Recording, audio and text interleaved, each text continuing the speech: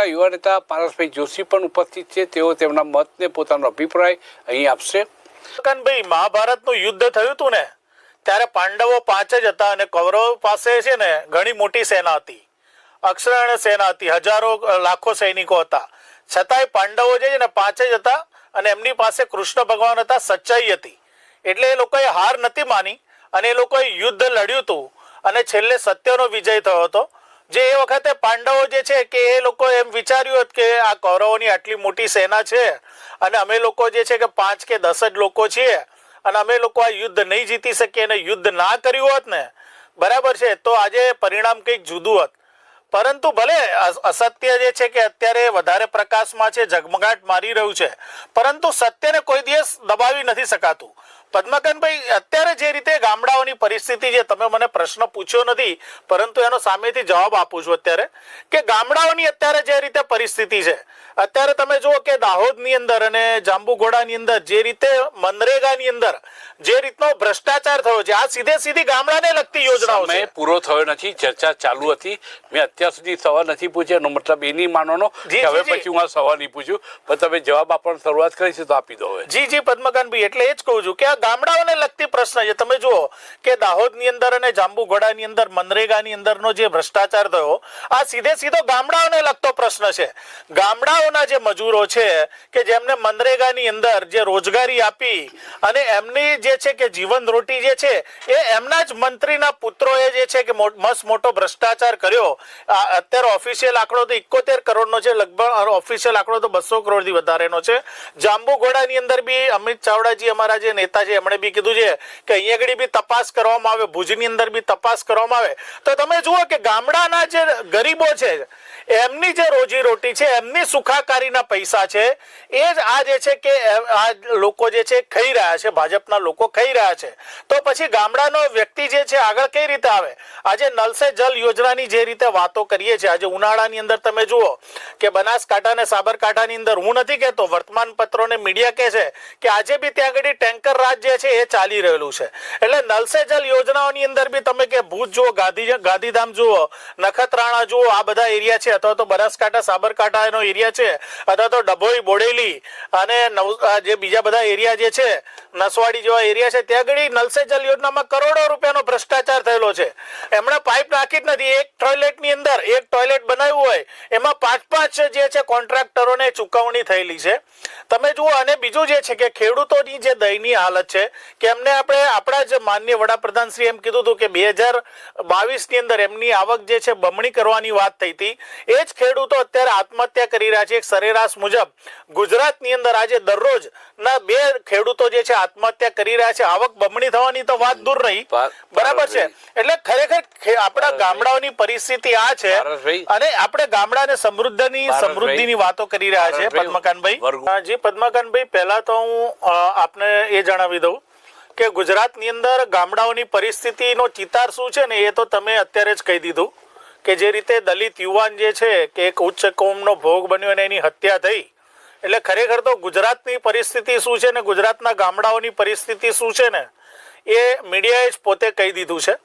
અને ચોક્કસપણે એ બી કહું છું કે આજે દલિત યુવાનની હત્યા થઈ ત્યારે કોંગ્રેસના યુવા નેતા જિગ્નેશ મેવાણીજી જે છે એ પોતે આગળ આવ્યા હતા અને ત્યારબાદ ઘટના પ્રકાશમાં આવ્યા બાદ અમારા ત્યાંના નેતા પરેશ ધાનાણીજી ને અન્ય નેતાઓ જે છે તેમણે બી તેની નોંધ લીધી હતી. અને સમગ્ર અમરેલી જિલ્લાનું જે કોંગ્રેસનું અમારું પદ્મકાંતભાઈ આ જે ફોન જે છે ને એ જે વાયરલ થયો છે ને એ જ બતાવે છે કે SC ST OBC ના જે છે દલિત નેતાઓ છે ને દલિત લોકો છે એ જે પોતાના જ સમજતા હોય ને એ લોકોને જ ફોન કરે છે અને એ લોકો સામે જ પોતાની હૈયા વરાળ ઠાલે છે. અને એ વખતે જ પરેશ ધાનાણીજીએ બી પોતે એમ કીધું હતું કે અમરેલી જિલ્લાના કાર્યકર્તાઓ ત્યાં પહોંચી ગયા હતા અને દલિતનો જે યુવાન છે તેમની હત્યા થઈ. એટલે કોઈનો બી દીકરો હોય કે કોઈનો બી સગા હોય તો એની જે હત્યા થઈ છે ક્રૂર હત્યા છે. એટલે તમે જુઓ કે કોંગ્રેસ સમર્થી હવે દલિત નેતાએ જે કોઈ ભાજપના નેતાને કેમ ફોન ના કર્યો? બરાબર, કોંગ્રેસના નેતાને ફોન કરીને અહીંયા વરા ઠાળવી અને આપણા જે પોતાના હોય ને એમને ફોન જે છે ને એ કોઈ કરે. એટલે દલિત નેતા જે છે કોંગ્રેસના નેતાઓને પોતાના સમજે છે એટલા માટે એમને ફોન કર્યો હતો. અને એમને ખબર છે કે 2021 થી લઈને 2025 સુધી આજે તમે જુઓ કે સુપ્રીમ કોર્ટમાં હોય કે વિધાનસભાની અંદર હોય, અમારા માનનીય અમિત ચાવડાજી જે છે અમારા નેતા જે છે એમણે આ એસટી એસસી ઓબીસી જે છે તેમને અનામત આપવા માટે એમણે વારંવાર વિધાનસભાની અંદર રજૂઆત કરી હતી, વારંવાર જે છે સુપ્રીમ કોર્ટની અંદર ધા નાખી હતી. અને એનું પરિણામ છે કોંગ્રેસના જે પોતાના જે આ પ્રયત્નો છે એનું આજે પરિણામ છે કે ઝવેરી પંચે ચુકાદો આપવો પડ્યો અને આજે જે છે કે એસસી એસટી ઓબીસી ને જે છે અનામત આપવી પડી. નહીંતર તો ભાજપની નેમ જ નથી, ભાજપની નેમ જ નથી કે આ લોકોને જે છે કે આગળ આવે ને આ લોકો જે છે કે એ લોકોને અનામત. જી પદ્મકાંતભાઈ, ચોક્કસપણે ઉમેદવારોની જે પસંદગી છે ગ્રામ પંચાયતની અંદર એમાં આજે ગામડાની અંદર જે છે જે પ્રતિષ્ઠિત વ્યક્તિ જે છે જે લોકસેવક તરીકે અથવા તો સમાજ સેવક તરીકે સૌથી આગળ પડતું કામ કરતો હોય અને જે લોકોના સુખ દુઃખમાં ભાગીદાર થતો હોય અને લોકોના નાના મોટા કામની અંદર દોડતો હોય અને લોકોની સમસ્યાઓ જે છે મૂળથી જાણતો હોય, એ જ ગામડાનો હોય અને મૂળથી જાણતો હોય. એમાં ખેડૂતોના પ્રશ્નો હોય કે પછી યુવાનોના પ્રશ્નો હોય કે સામાન્ય માણસના પ્રશ્નો હોય, એ બધા જ પ્રશ્નોને જે વ્યક્તિ સમજી શકતો હોય એવા જ વ્યક્તિ જે છે એને ઉમેદવાર તરીકે આ વખતે જે ગ્રામ પંચાયતની અંદર પસંદ કરવા જોઈએ. અને ચોક્કસપણે અમારા કોંગ્રેસ સમર્થિત જે બી ઉમેદવારોની અમે વાત કરીએ છીએ, અમે એવા જ ઉમેદવારો જે છે કે એને પસંદગી આપીએ છીએ કે જે લોકોમાં આ બધી ક્વોલિટીઝ હોય જ છે. પદ્મકાંતભાઈ, એ તો સમય જ બતાવશે. બરાબર છે, એ પ્રક્રિયા ચાલુ થઈ ગઈ છે. પ્રજાને બતાવશે કે તમને બતાવશે? પ્રજાને બતાવશે, એ પ્રજાને બતાવશે. કારણ કે આ તો આ વસ્તુ શું છે પદ્મકાંતભાઈ, પરિણામ જે આવે ને એના ઉપરથી નક્કી થાય કે અમે વરઘોડાના કે ઘોડા કે રેસના ઘોડા અલગ કર્યા છે કે નહીં. અત્યારે હું તમને ટીવી મીડિયામાં કઈક સ્ટેટમેન્ટ આપું ને એના કરતા પરિણામો આવે, ચૂંટણીના પરિણામો આવે અને જનમત આવે. જી, એ તો જનમત આવશે ને પદ્મકાંતભાઈ.